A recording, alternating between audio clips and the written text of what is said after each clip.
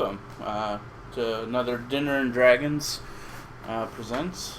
I'm GM Ed. This is just a little video going out. I'm sitting here right now, literally working on some prep work for tonight's game.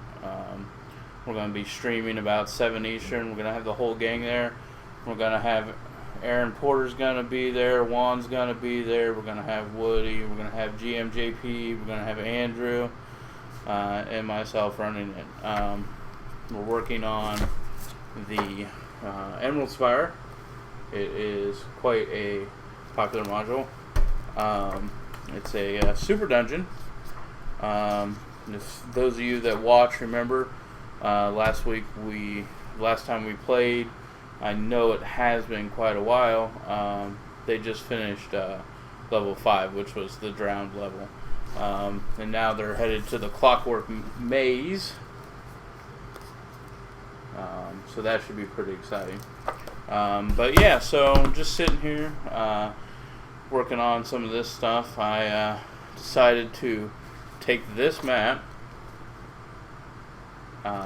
which I had bought the actual printed out maps for, and because of the nature of this particular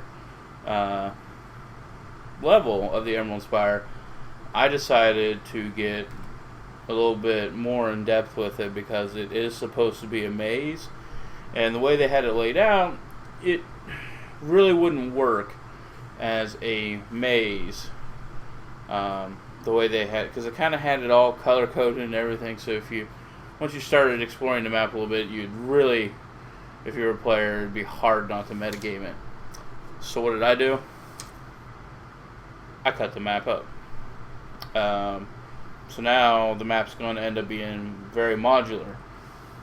So now they will get to enjoy dealing with the map in little pieces like this as they explore it, and not necessarily getting the whole picture, because normally we lay out the map, I put some papers on it, that way they can explore it as they go. But the way that they did it, there are some things that interchange and move in the dungeon, but on the map they color coded it, so once you got an idea of like this corresponds to this color, you would know kind of how to manipulate the map. So went ahead and took care of that so that they can get the intended experience.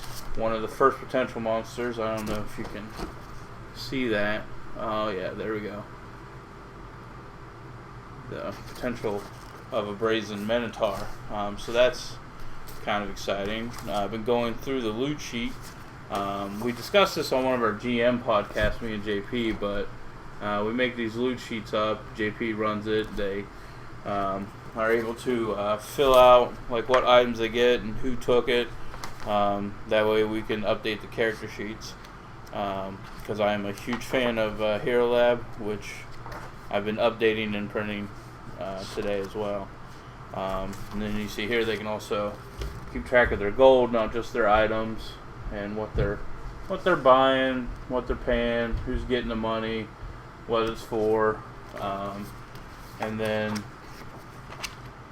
they also have their party fund as well, which is in here, that they keep track of as well, and how it gets dispersed and different things.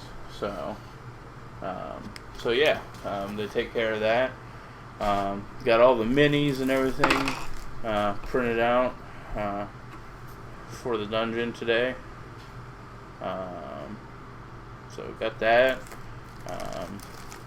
Using some of the Pathfinder minis, and then on Paizo's website was able to actually buy paper minis for the entire Emerald Spire. So printed out what I didn't own in the the Pathfinder minis, and just printed these ones out and fold them up and use them on the base. They work out pretty well. So yeah, but this video is just going to be a real quick video here, just letting you guys know that we are streaming tonight, so to come check us out, getting back into it. Hopefully maybe next week we'll have some more of the games running as well. Want to get back to Aaron's Horde of the Dragon Queen. So that's been a good time. But so check us out later tonight. It'll be 7 Eastern.